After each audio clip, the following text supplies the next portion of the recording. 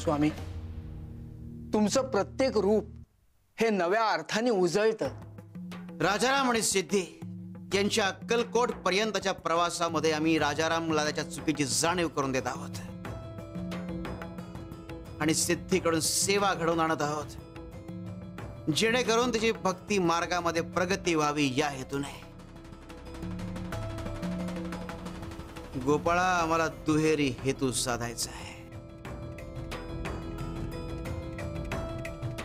स्वामी, अक्कलकोट मध्ये पोहोचल्याची जाणीव त्यांना कधी करून देणार आहात? सिद्धीच्या भक्तीची झोळी भरली की ताबडतोब।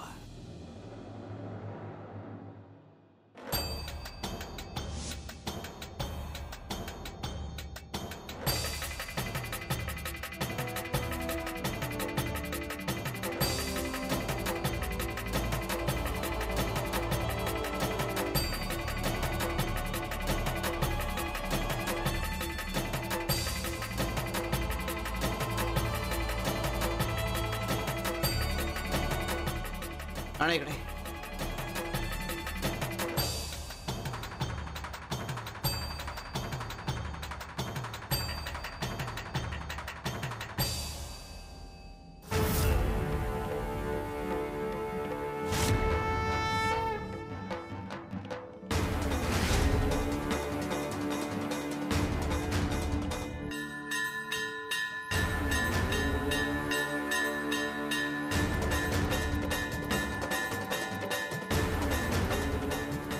जा, सगळ्यांनी आपापल्या नावाचा कागद घेऊन या।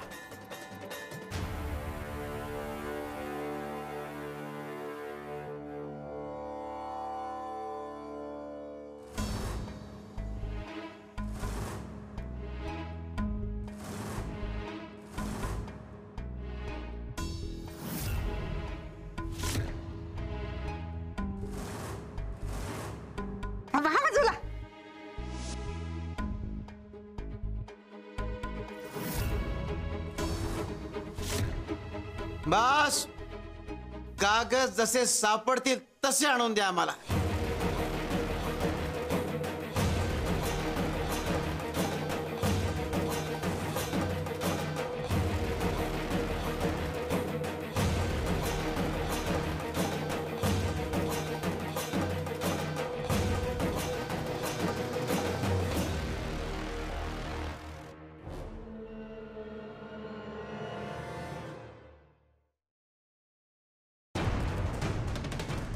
ना आणा परत।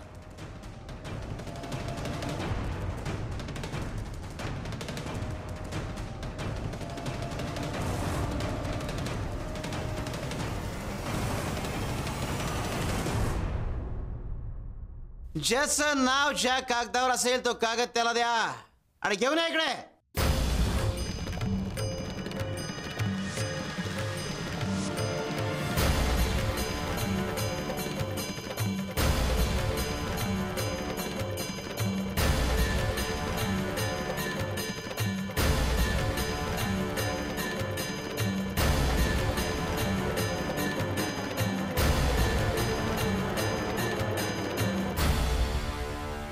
आयुष्य असतंच असतं या खेळाप्रमाणे। तुम्ही जर स्वार्थी होऊन फक्त स्वतःचा विचार केला आणि त्याच्या मागे धावत राहिलात तर काही साध्य होत नाही, पण निस्वार्थी होऊन जर इतरांचा विचार केला तर तुम्हाला जे हवंय ते साध्य होतं। आमच्या राजारामला याच गोष्टीची जाणीव करून देणार आहोत आम्ही।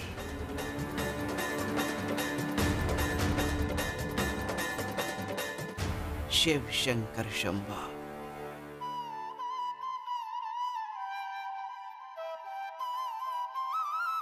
स्वामी सूत म्हणतात, जो केवळ स्वतःच्या सुखाचा विचार करतो त्याला कृपेचा मार्ग कधीच सापडत नाही। ही स्वामींची पहिली शिकवण। आणि जो दुसऱ्याच्या दुःखात स्वतःचं दुःख पाहतो त्याच्या दुःखात स्वामी स्वतः त्याच्या पाठीशी उभे राहतात। हे वाक्य मी आधी कुठेतरी ऐकलंय। हो हो, अगदी याच आवाजाचा। स्वामी म्हणतात, स्वार्थ हा माणसाचा सगळ्यात मोठा शत्रू आहे। जो स्वार्थी भावनेने वागतो त्याचं प्रकाशमय जीवन अंधारात जातं आणि हा अंधार तेव्हाच दूर होतो जेव्हा आपण दुसऱ्याच्या हिताचा विचार करतो.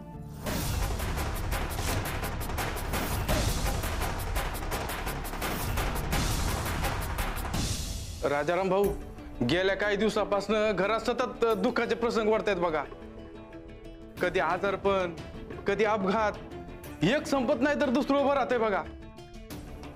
पण आता मी ना मनात ठरवलंय की स्वामी समर्थांच्या अक्कलकोटमध्ये दर्शन घ्यायचं. पण जरा धन कमी पडतंय दादा, म्हणून जरा तुमच्याकडं मदत मागायला आलोय. राजारामकडे काम करतोस तू. आपल्याकडे भरपूर पैसा आहे, काही काळजी करायची नाही. ही पैशांची थैली, अक्कलकोटला जा, स्वामींचे दर्शन घेऊन ये. तुझ्या आयुष्यातली सगळी दुःख दूर होतील. श्री स्वामी समर्थ. ये आता.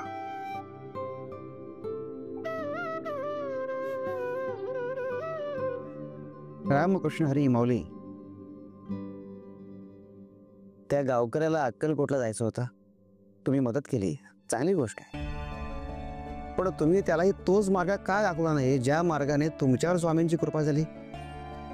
आता तुम्ही देखील स्वामींना न बघता न भेटता त्यांचं नामस्मरण करत होता आणि तुमचा उत्कर्ष झाला. आता तो व्यक्ती सुद्धा अक्कलकोटला नंतर जाऊ शकला असता. तोपर्यंत त्याने स्वामींचं नामस्मरण केलं असतं, स्वामींना आनंद झाला असता, त्याची जोळी भक्तीने भरली असती. स्वामींच्या भक्तीचा मार्ग पण तो माझा आहे. माझ्या नामस्मरणातून जन्माला आलाय तो, माझ्या अंतर्मनातून निर्माण झालाय. पण मला सापडलेला, मला गवसलेला स्वामींच्या भक्तीचा मार्ग मी असा सगळ्यांना सांगितला आणि सगळ्यांवर जर कृपा झाली तर मग माझं महत्व काय? तो मार्ग स्वामींनी माझ्यासाठी निर्माण केलाय हे असं कोणालाही तो सांगणार नाही.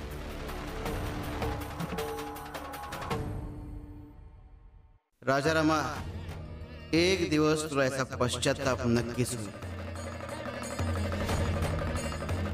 रामकृष्ण हरी, रामकृष्ण हरी.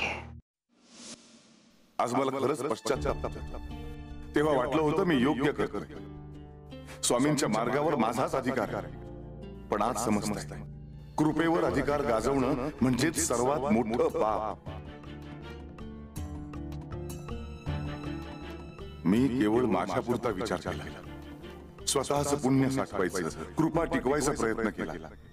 पण त्या प्रयत्नात मी स्वतःलाच हरवलं. कदाचित याच पापांची जाणीव व्हावी म्हणून मला ही शिक्षा झाली असेल.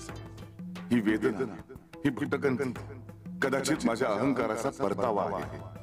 पण पापांची संख्या इतकी आहे की मला माफी मिळेल असं वाटत नाही. कृपा नाही, शिक्षा हाच माझा लेखाजोखा आहे. स्वामी म्हणतात, पश्चाताप हा शेवट नाही तर ती सुरुवात आहे. जो आपलं पाप ओळखतो तो आधीच अर्धा पवित्र झालेला असतो.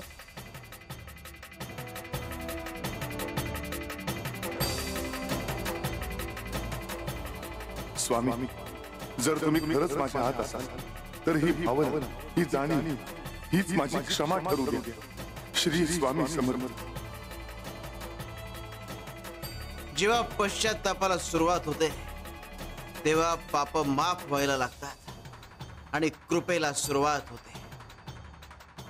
स्वामींच्या प्रत्येक शब्दात अर्थ दडलेला असतो, पण आजचा भाव काहीतरी वेगळाच दिसतोय.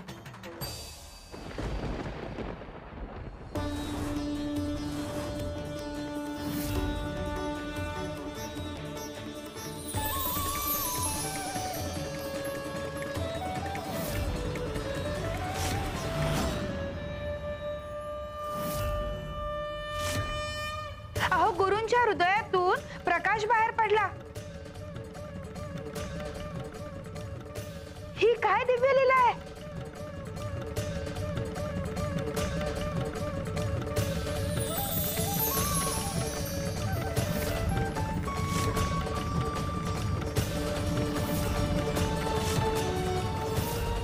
स्वामी, हे जीवाचं, आत्म्याचं प्रतीक आहे.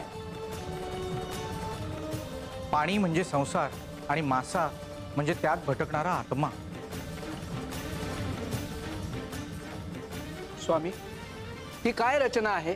या पाण्यात मासा आणि तोही इतका दिव्य आणि तेजस्वी. आम्ही म्हणजे विष्णू. बाळ्या, दशावतारांपैकी पहिला अवतार कुठला? स्वामी मत्स्य अवतार. हाच तो अवतार.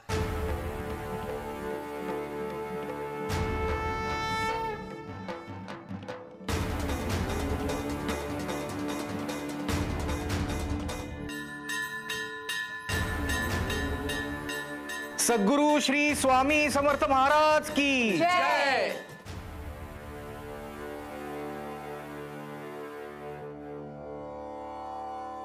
श्री स्वामी समर्थ. स्वामी समर्थ अनंत कृपामूर्ती. भक्तांच्या अंतकरणात जेव्हा समर्पण जागं होतं तेव्हा साक्षात स्वामी प्रकट होतात.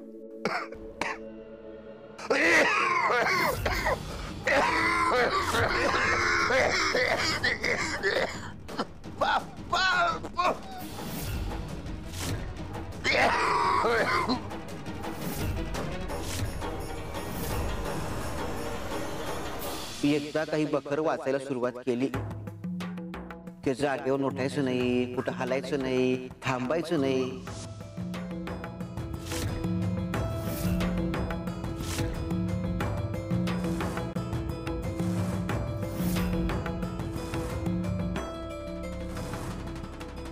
स्वामी, आता काय करावं?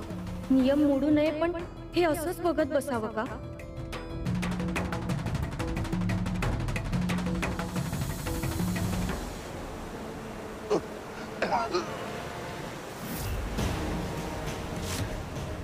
हा आवाज कुठून येतो?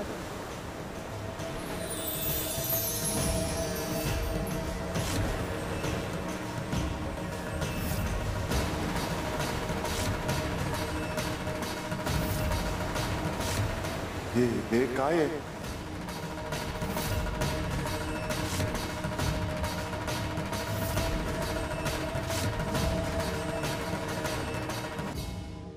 जो स्वतःच्या भक्तीने पवित्र झाला त्याचं पाणी कृपामृत बनतं.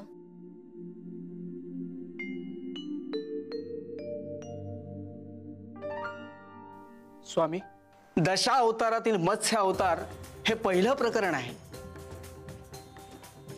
स्वामी, आम्ही सगळं समजलो. गोपाळ बुवा, स्वामी म्हणतात त्याप्रमाणे कृपा ही बाहेरून येत नाही तर ती आतून येते. स्वामी म्हणतात त्याप्रमाणे पश्चाताप ही शिक्षा नव्हे तर तो कृपेचा प्रारंभ आहे. जसं पाणी पवित्र केलं की ते अमृत होतं, तसं अंतःकरण शुद्ध केलं की आत्मा दिव्य होतो. आणि त्या क्षणी कृपेचा मासा भक्तीच्या हृदयात जन्म घेतो. बाळ्या, राजारामच्या मनातली पश्चातापाची भावना आता वाढली आहे. अहंकार लोप पावतोय, त्याला त्या चुकांची जाणीव झाली आहे. एकीकडे पाप पुसली जात असताना दुसरीकडे कृपेची सुरुवात होणं गरजेचं आहे. आणि त्या कृपेचाच भाग म्हणून राजारामला मी वेगवेगळ्या माध्यमातून दशावतारांपैकी एक रूप दाखवणार आहोत. आणि ज्या क्षणी त्याला हे कळेल की ते आम्हीच आहोत त्या क्षणी आम्ही त्याला आमच्या मूळ रूपात दर्शन देऊ. स्वामी, म्हणजे आता सगळं राजाराम भाऊंच्या हातात आहे असंच ना? आता हे राजारामच्या हातात आहे की आम्ही त्याला कधी भेटणार आणि कधी दर्शन देणार.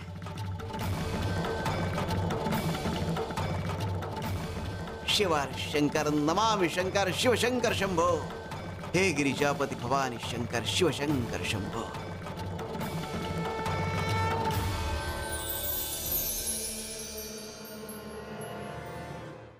स्वामी म्हणतात जो पश्चाताप करतो त्याच्या हृदयात कृपेचा पहिला किरण उतरतो. बाबा, काय झालं तुम्हाला? काय बघताय तुम्ही?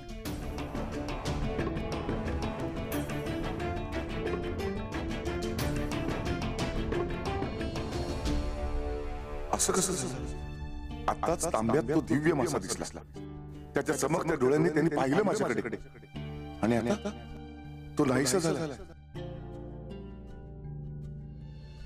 हा भास होता का की स्वामींचाच एखादा संकेत? स्वामींची लीला ओळखता येत नाही. ते जे दाखवतात त्यामागे अर्थ दडलेला असतो. पण माझं मन आता प्रश्नांनी भरलंय.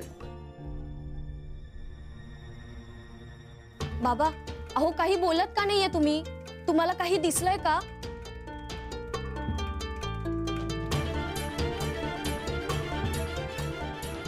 स्वामी, हा मासा मी खरंच पाहिला की मला भास झाला. आम्ही राजारामला अशाच पद्धतीने दर्शन देत राहणार आणि सिद्धीची परीक्षा घेत राहणार. स्वामी, म्हणजे राजाराम भाऊ आणि सिद्धी यांच्यावर तुम्ही एकाच वेळेला कृपा आणि त्यांची परीक्षाही बघणार आहात का?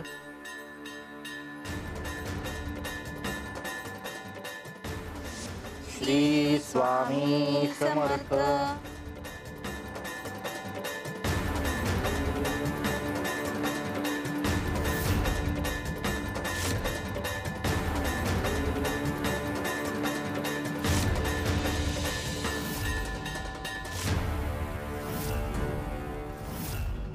स्वामी, कांदे इतके उग्र आहेत पण डोळ्यात पाणीच येत नाही, असं का?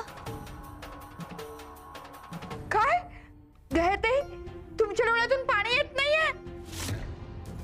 अहो माझ्या डोळ्यात तर गंगा जमुना वाहतात. स्वामी, अहो माझ्या कांद्यांमध्ये अशी उग्रता का? ज्याला झोंबायचे त्याला झोंबतात. कांद्यांनाही कळतंय कोण खरंच काम करतंय आणि कोण फक्त काम करतंय दाखवतंय. स्वामी, अहो मी सुद्धा कामच करते ना. नाही म्हणजे एवढे कांदे चिरतेय मी. यांचे डोळे बघा आणि माझे बघा. जोपर्यंत आम्ही थांबा म्हणत नाही तोपर्यंत कांदे चिरत राहा.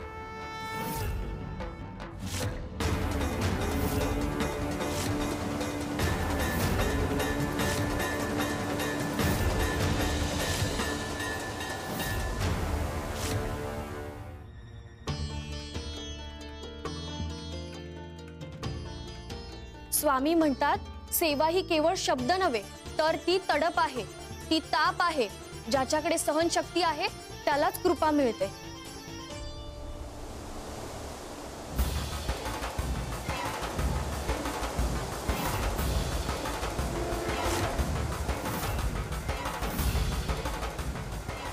हा वारा अचानक कसा वारा सुटला? वाचन थांबवायचं नाही. जोपर्यंत स्वामींचं नाव चालू आहे तोपर्यंत अंधाराचं अस्तित्व नाही.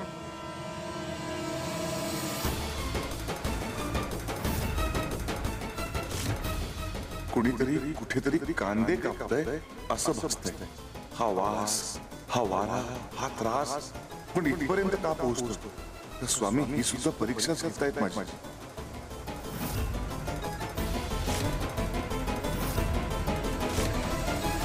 स्वामी म्हणतात भक्ती केवळ गाणं नाही, ती आत्म्याची साधना आहे.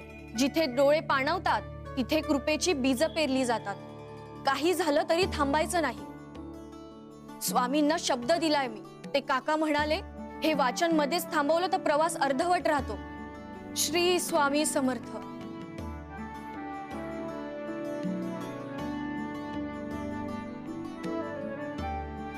माझी मुलगी किती धैर्यवान. माझ्या डोळ्यातही आता पाणी आलं पण ती अजूनही डोळे मिटत नाही. स्वामी, हिच्यावर कृपा करा, कृपा करा.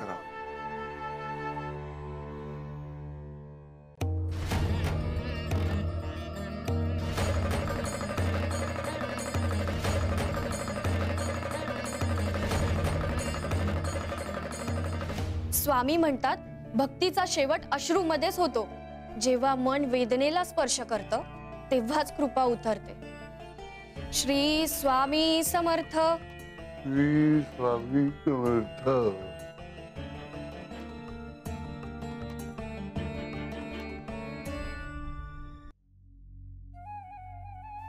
बाळप्पा भाऊ, अहो स्वामींच्या डोळ्यातून अश्रू येत आहेत.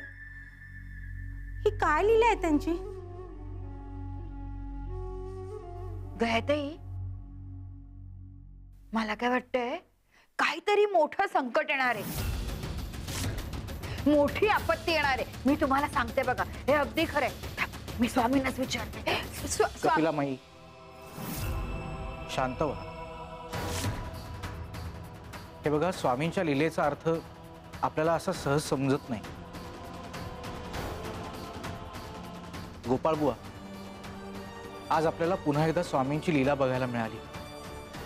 खरंच स्वामी स्वतः भक्ताचा सांभाळ करतात. भक्त श्रद्धा कमी करण्याकरता कधी कधी तो आम्हाला आमच्यावर घ्यावा लागतो. स्वामी, म्हणजे सिद्धीला होणारा त्रास तुम्ही स्वतःवर घेतला? स्वामी, तुमची लीला अगाध आहे. बाळ्या, सिद्धी पहिल्या परीक्षेत उत्तीर्ण झाली. आता पाहायचंय ती किती टिकून राहते. आणि राजाराम आम्हाला कधी ओळखतो हेही पाहायचंय. जय जय स्वामी समर्थ, श्री स्वामी समर्थ.